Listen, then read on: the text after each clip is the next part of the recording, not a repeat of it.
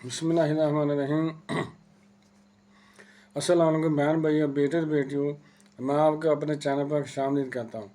आज की वीडियो का अनुमान है हज़रत सैयदना खब्बाब रज़ियल्लाहु तआला अन्हु की मुबारक व मुक़द्दस पीठ उम्र।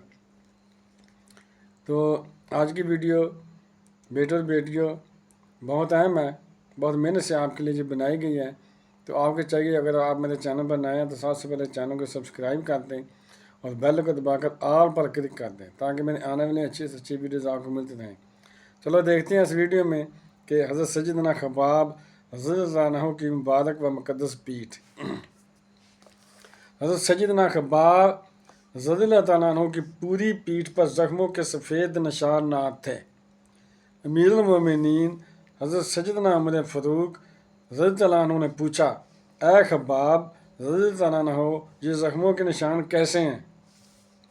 अर्ज़ की, ऐ अमीरुल मोमिनीन रज़ियल्लाहु अन्हु, जब मेरे दिल में मोहब्बत रसूल की शम्मा रोशन हुई और मैं दामन इस्लाम से वाबस्ता हुआ तो कुफ़ार मक्का ने मुझे दहकते हुए कोयलों पर पीठ के बल लटा दिया और मेरी पीठ की चर्बी से अंगारे बुझाए गए। मैं कई घंटे बेहोश रहा। रब्बे काबा की कसम, जब मुझे होश आया तो सबसे पहले मेरी ज़बान से ये कलमा निकला, ला इलाहा इल्लल्लाह मुहम्मदुर रसूलुल्लाह सल्लल्लाहु अलैहि वसल्लम। हज़रत सैयदना खब्बाब रज़ियल्लाहु तआला अन्हु के ये हालात सुनकर अमीरुल मोमिनीन हज़रत सैयदना उमर रज़ियल्लाहु तआला अन्हु की आंखें भर आईं।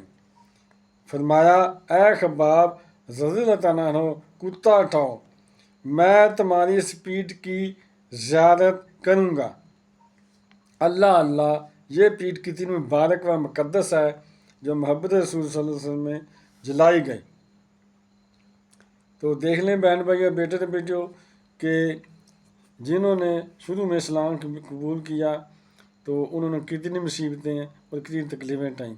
हमें तो मुफ्त में घर बैठे बैठाई मिल गया है अपने माँ बाप की तरफ से। खुदा न खास्ता हम उधर उस दौर में होते तो हम क्या करते।